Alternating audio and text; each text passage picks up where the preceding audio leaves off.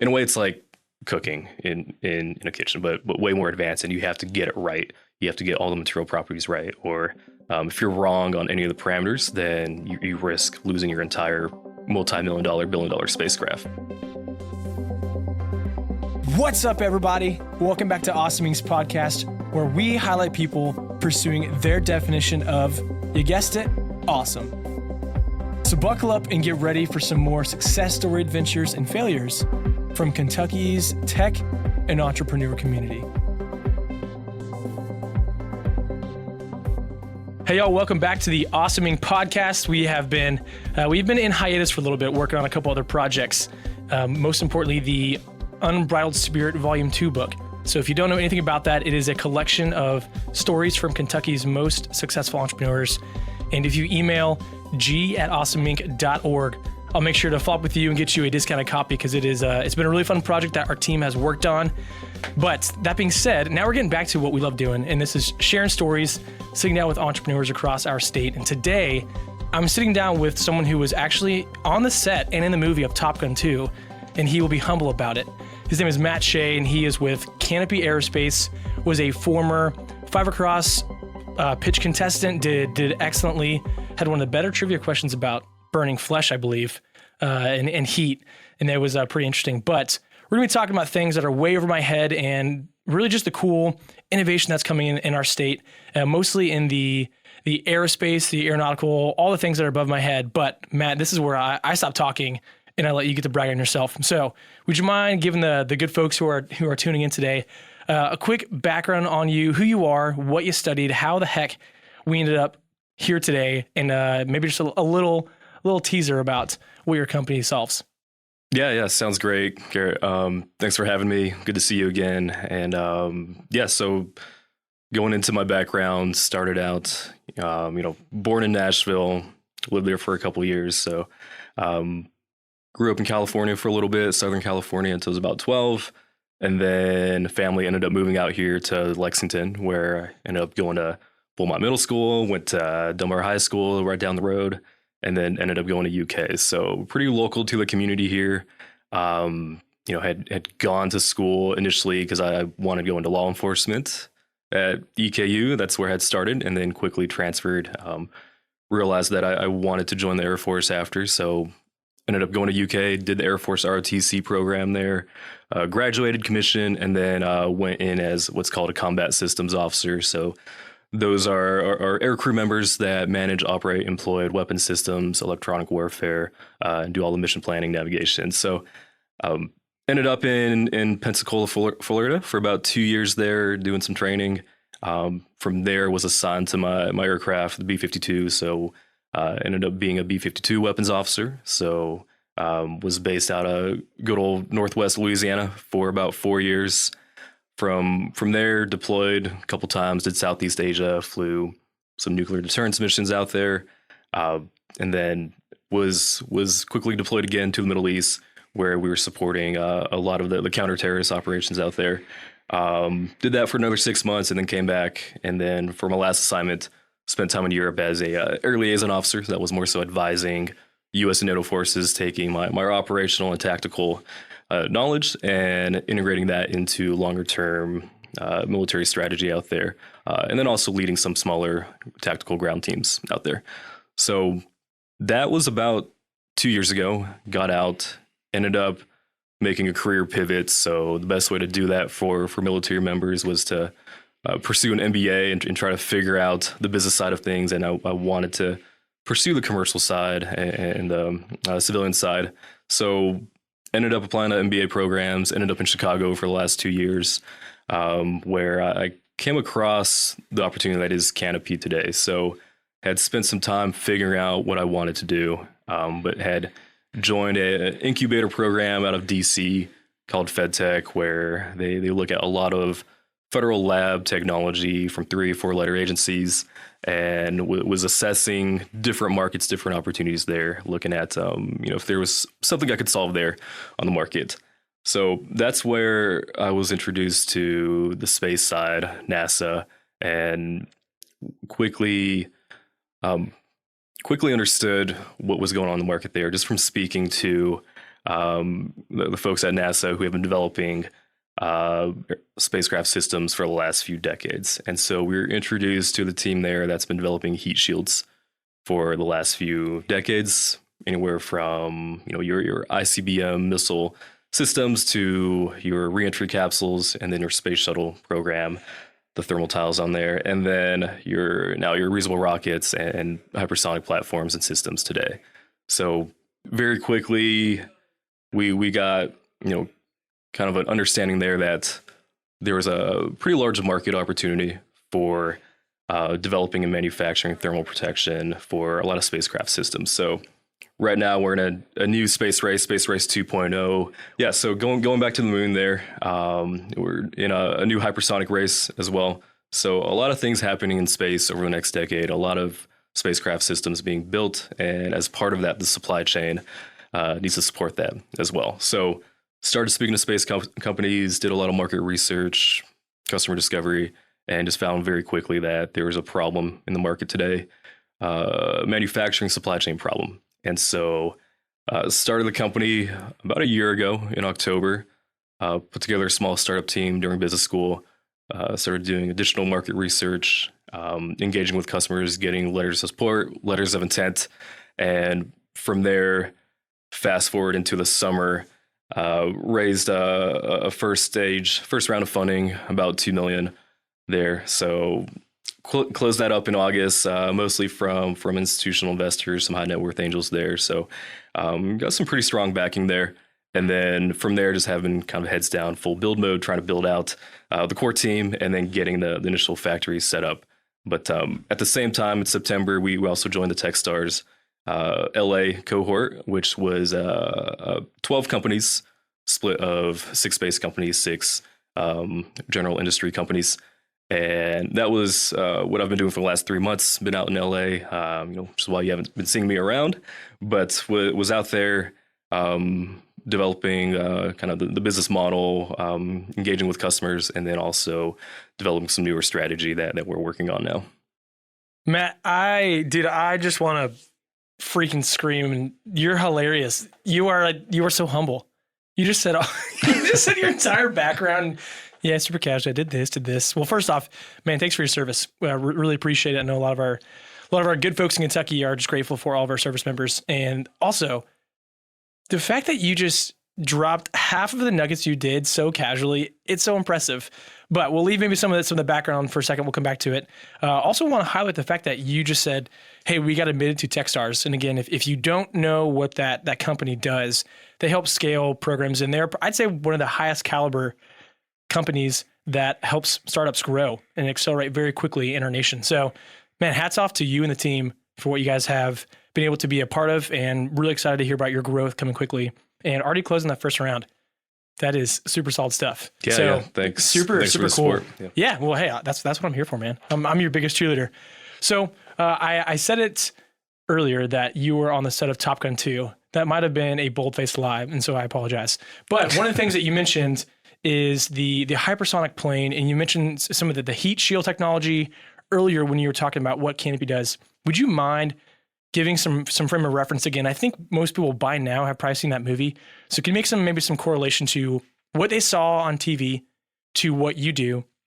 And then maybe a follow-up question. I would say a lot of people have probably seen some sort of James Bond movie or some spy movie where they see missile systems and rockets and all that. Can you speak into what people see in a movie or on TV versus reality?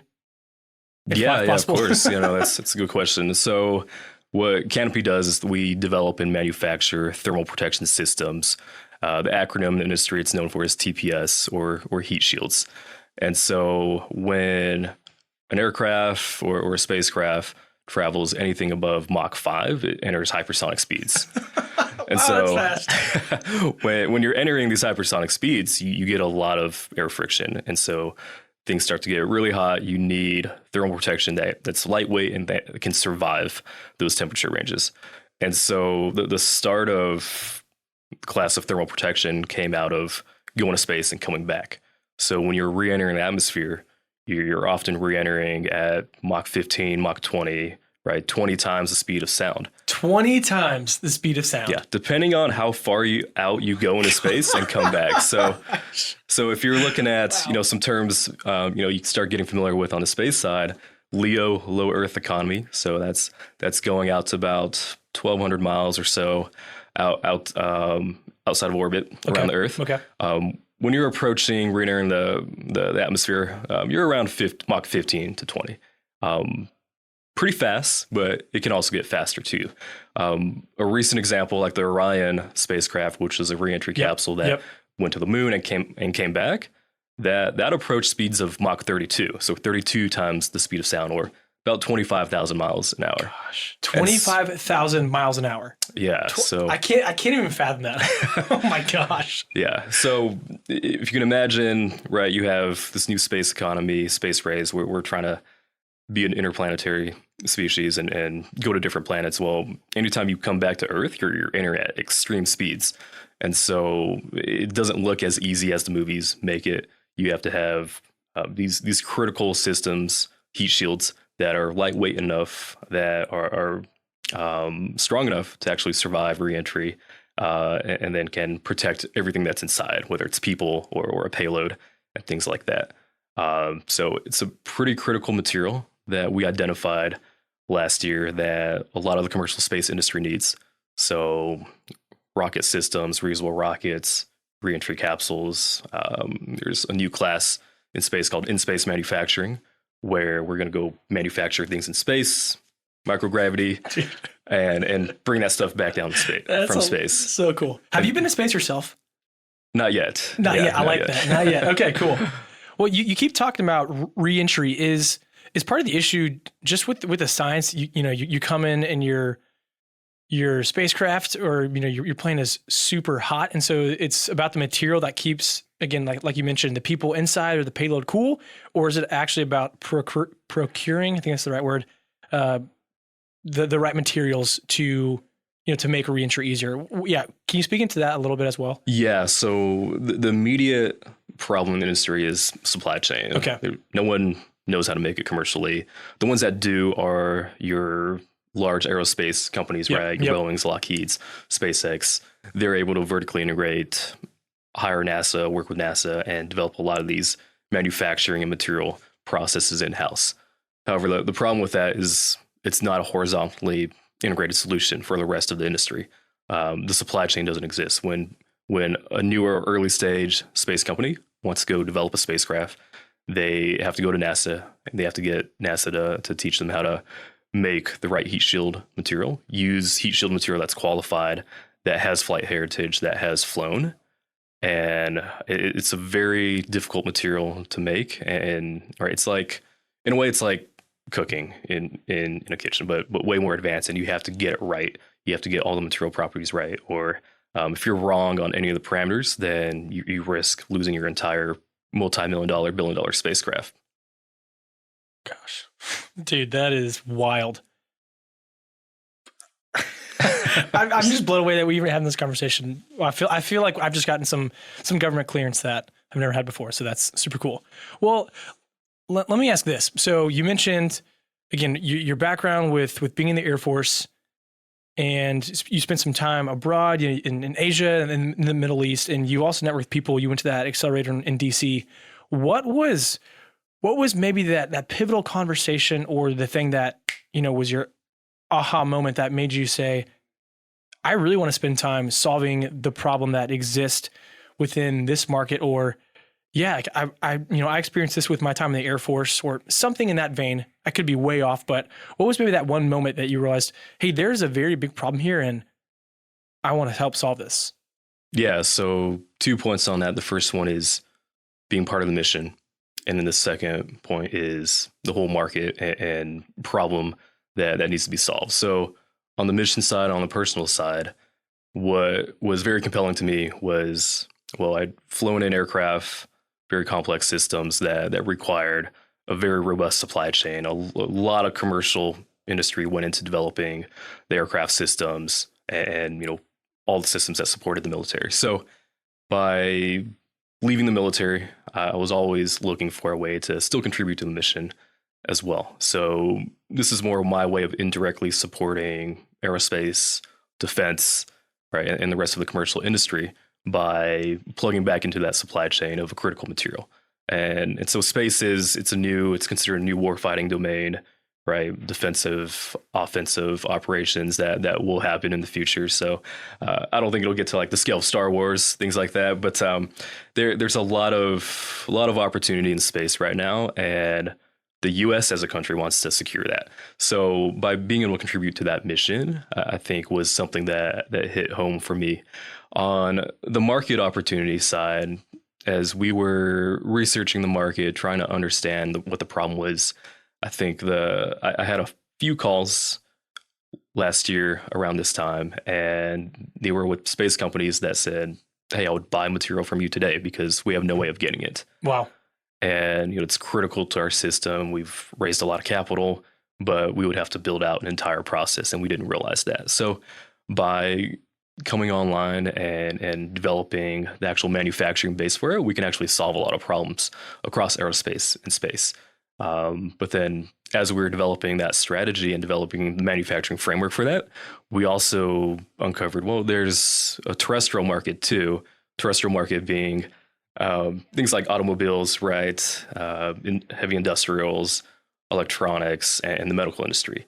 And so we're actually in the middle of a kind of redevelopment of our strategy and how we're approaching the market, with where we just hyper focused on one vertical of the industry, which was thermal protection, and went very deep into that industry, understood it very well.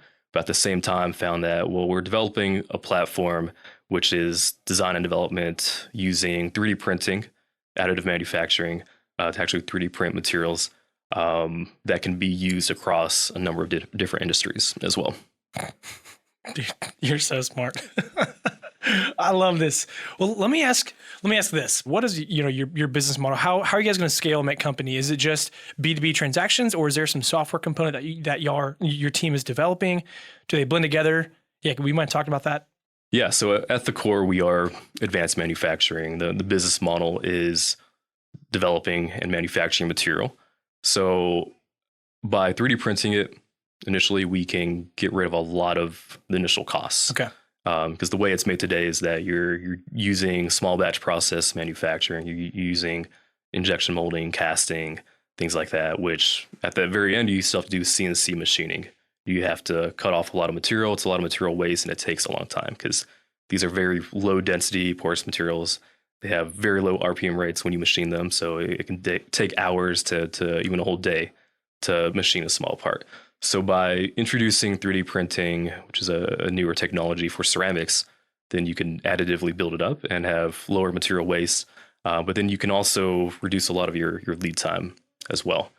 On the business model side, a lot of the design and development software that we're producing right now is making the whole customer experience easier. So going back to DFM, design for manufacturing kind of principles, is well, the customer needs to know, from start to finish, quoting the material, pricing it, designing, developing it. That all is pretty fragmented right now as an industry. Most companies that are building out vehicles or platforms, they develop the spec or component in-house, and then they go out and they may use like a third-party engineering service, but then they still have to work with a manufacturer if they don't have that capability to manufacture it for them. And oftentimes there's a disconnect in communication there. So as a company, we want to vertically integrate part of the supply chain and manufacturing process to where we can do design and development, we can do the manufacturing, and then we can also do the material science, the R&D part as well, and bring on newer material classes that can actually have better properties, are more cost effective as well, and then can support the overall industry at scale. And that's one of the problems in the industry today is it's a very niche part of the industry, but there's some advancement that needs to be done. Wow. In my head, again, I hit the stop on the recording. We're off the record right now. Is there some like crazy material that you guys are getting, like in the Marvel series, there's, like adamantium or like vibranium, or is there some like material that you guys are using like that? Or are you just simply, we're going, 3D printing to next phase of this manufacturing process to get everything, every piece right, every cut right before we put this on metal? How does all this work? I can speak to so our IP is in process and manufacturing IP right now, but we are assessing newer materials right now to bring on. So I can speak to a little bit of that. So are we recording right now? Yeah, that was a joke, but if you can't say it, then don't say it. Oh, I was just being goofy. Like, hey, okay, there's something here that most people don't know about. But. No worries there. So we're taking existing IP and technology out of NASA, the material IP, which has flown and has flight heritage. And that's important for aerospace and space because everything needs to be highly qualified. You have to be very risk adverse. And so we're taking that pre-existing technology, but we're building IP around the manufacturing process, which is by introducing the 3D printing, which is bringing a lot of that design development in-house. But at the same time, we're also assessing new materials that are on the market today, whether it's individuals that have invented it in the past or it's technology that hasn't been commercialized or scaled, where we're looking at basically shoring up that into our portfolio and then commercializing it and building it at scale. So I can't speak to what those materials are exactly because we're trying to bring them on board right now. A lot of the material IP, we're using a lot of advanced thermal protection that came out of NASA that isn't commercially available. Dude, this is so cool. Oh my gosh. I feel like a kid in a candy shop. This is seriously awesome. Well, let me ask you this, Matt. I know there's probably a ton more that you could go in depth wise, but maybe either IP or some things we need to keep off the record, which I totally get. What's one thing that you are hoping to accomplish over the next calendar year? So again, we're wrapping up 2022 right now. What's something that you're hoping to accomplish by this time next year with Canopy?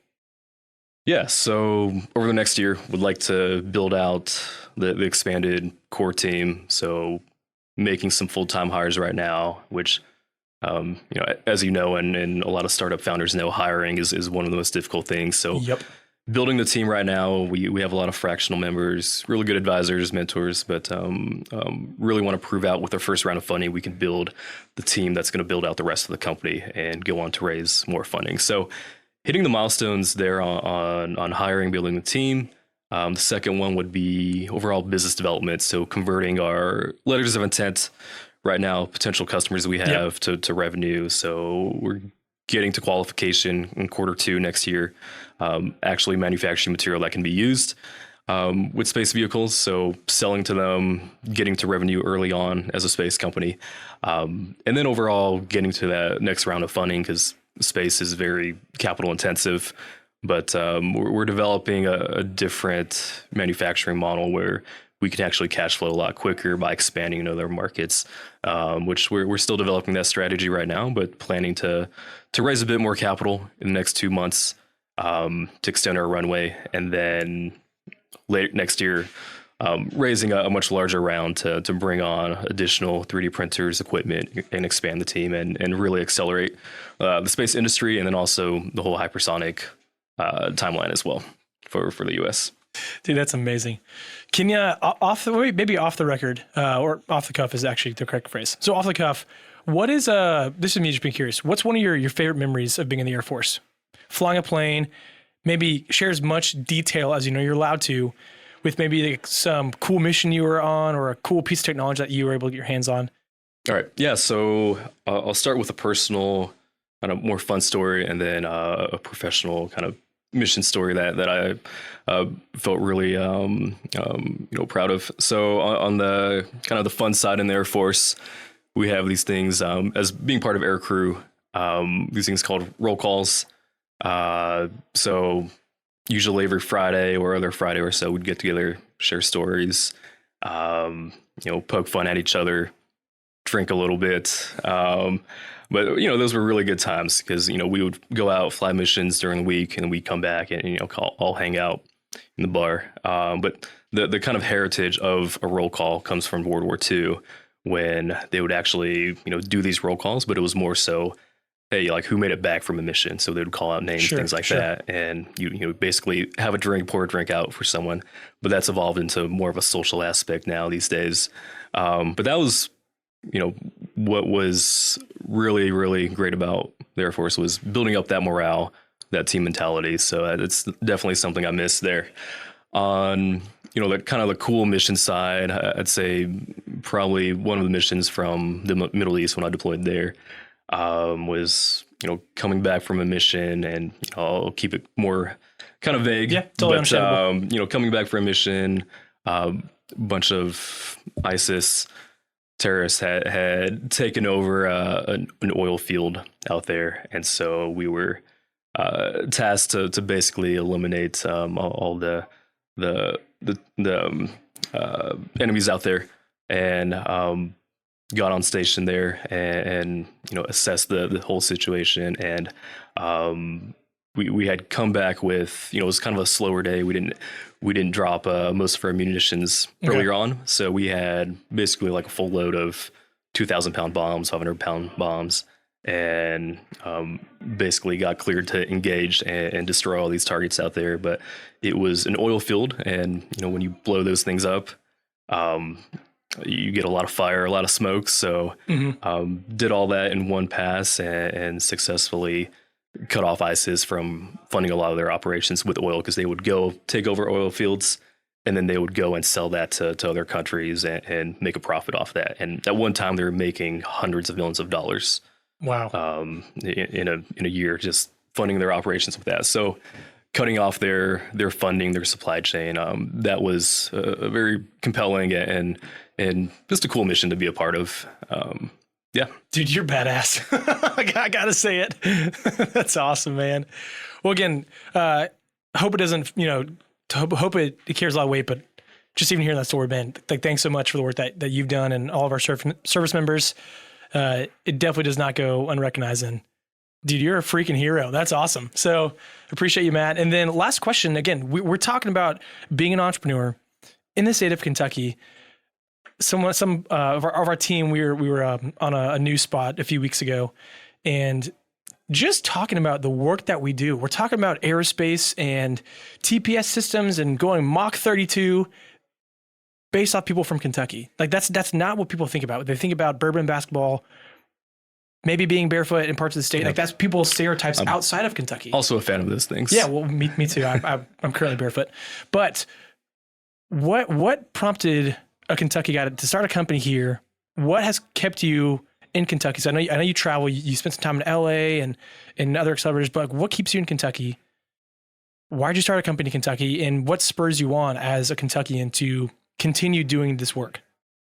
Yeah. So at the very core, a lot of it's family. So I have a lot of family here.